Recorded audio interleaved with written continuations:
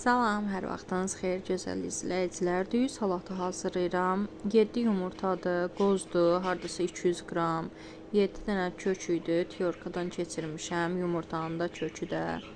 Sonra 2 diş sarımsaq da onu da tyorkadan keçirmişəm.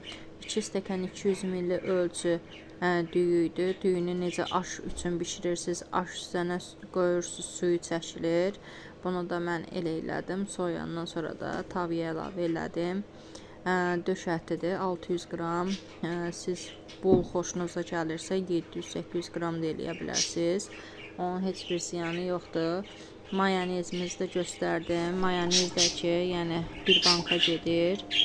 800 qramdır deyəsən o banka ölçüsü də. Sonra qarğıdalı konservası istifadə elədim. Bir dənə.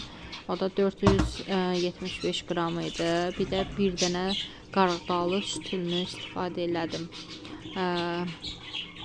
Onu da qatandan sonra hamısını qatışdırdım. Qəşəng duzunu vurdum, istiyotunu vurdum.